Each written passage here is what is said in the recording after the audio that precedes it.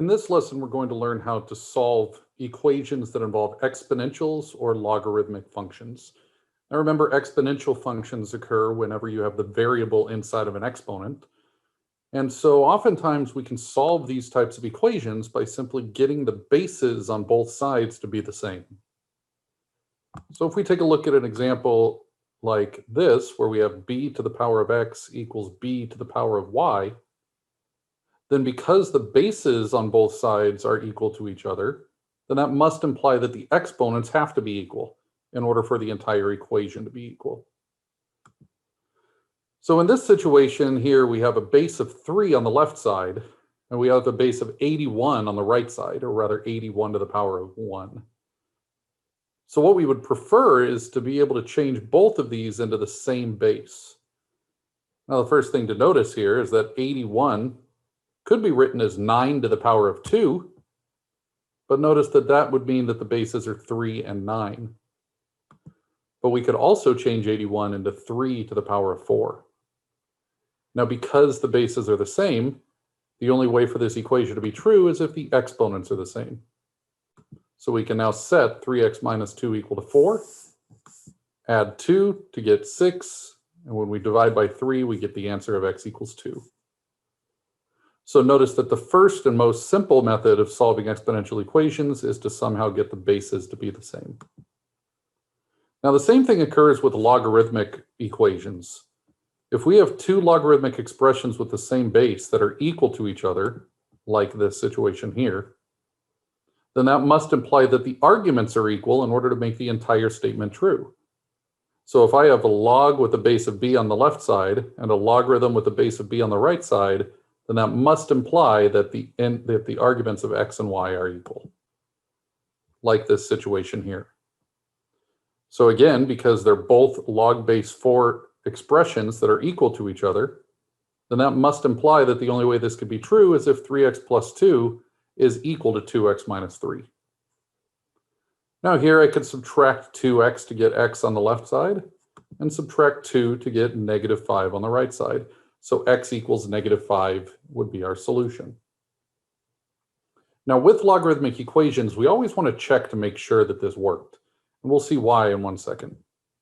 If I were to plug in negative 5 to the left side of the equation and plug in negative 5 to the right side of the equation, notice that the argument on the left side becomes negative 15 plus 2, which is negative 13. And the argument on the right side is negative 10 minus 3, which is also negative 13. So this would appear to be true because the left and right sides are equal to each other. But it's really important to remember that arguments must be positive. Because here, this is saying 4 to the power of something gives me negative 13. But it's impossible to raise 4 to any power to get a negative number. So that must mean that the solution that we thought we got, which was x equals negative 5, turns out to be an extraneous solution. An extraneous solution is simply a solution that we get through the normal course of algebra. But when you plug it back into the equation, it doesn't make the original equation true. And therefore, the only possible solution of negative 5 turned out to be extraneous, and therefore there is no solution to this problem. Now, unfortunately, not all exponential and logarithmic equations can be solved by getting the bases to be the same. Sometimes we have a situation where we can't get the bases the same, like this example here. There's no way for me to get 3 and 2 to somehow be the same base. So the way that we approach this problem is simply by taking the natural logarithm of both sides, which is possible in algebra because I'm doing the same thing to both sides. And now that these are both logarithms, I can apply the power property by moving the exponents to become coefficients. So this power of x inside of the argument, by the power property, moves to the coefficient of ln of 3. This exponent of x minus 1, by the power property, moves to the front of the natural log of 2, and therefore we now get this expression. Now our goal is always to solve for x. So we want to get the x terms onto one side. But before we do so, we should distribute this ln of 2, because the thing to recognize is these two quantities are in fact numbers.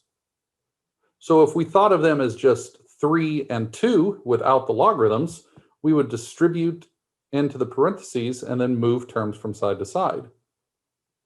But now that they just happen to be ln of 2 and ln of 3, we could do the same thing by just distributing ln 2 on the right side and distributing the ln 2 to the 1. And therefore on the right, we get ln of 2 times x minus ln of 2. And on the left side, notice that we're left with ln of 3 times x. So we just put them in front of the variables just like we would with 4x or 5x or 10x.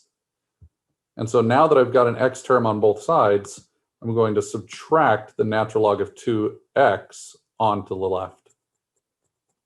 Now you might be tempted to combine ln of 3 minus ln of 2 by just saying ln of 1. But it doesn't really work out that way with logarithms. So what we have to do instead is see that both terms have an x, so we can factor an x out in order to show only one factor of x. So now that we've pulled x out of both terms, now the coefficient of x is ln 3 minus ln of 2. So the last step is to divide both sides by that number, and therefore this is our result. Now this is considered the exact answer. But if you punch these values into your calculator, because there is a button for the natural log or ln on your calculator, then we'd find out that this approximation would be somewhere around negative 1.709. So this value that's still in terms of logarithms is considered the exact answer, but here we've got our approximation to see what exponent would actually make the original equation true. Well, now let's take a look at a couple logarithmic equations. And typically the way that we solve logarithmic equations is by getting the logarithm alone on one side so that we can convert them into exponential form. Now, because it's a logarithm, we always have to make sure that when we plug the solutions back in, the arguments are positive, and therefore we don't get extraneous solutions. So let's start with this very simple one here. Here we have a logarithmic equation, and the log expression is already alone on the left side. Now I want to convert this into exponential form, but before I can do that, I have to remember that the base of this logarithm is 10. So if we don't see the base, we imply that it must be 10. And now we can see that 10 is the base. Logarithms equal exponents, so 3 is the exponent, and therefore 10 to the power of 3 is equal to 5x. Well, now we have no logarithm left, so we have 1000 equals 5x, and when we divide by 5, we get that x is equal to 200. And now notice if I were to plug 200 back into the original equation, the original argument, 5 times 200 is 1000, which makes a positive argument, so therefore I know that this is going to be true. So x equals 200 is our solution. We can even see that by actually physically plugging it in to see that we get log of 1000. And now realize what this means. This is saying that if I take the base of 10 to the power of 3, my answer should be 1000. And sure enough, that ended up working. Now this was a relatively straightforward, simple logarithmic equation because there was only one single value with a logarithm. So we just simply converted into exponential form. But what about situations that might have multiple logarithms? Perhaps they're on the same side of the equation, perhaps they're on different sides. But before we could ever solve a logarithmic equation, we always need to combine into one single logarithm. So the first thing to recognize here is that we have log base 2 of x plus log base 2 of x minus 7. Now notice that I can't convert this into an exponential function simply because of the fact that I have two different logarithms.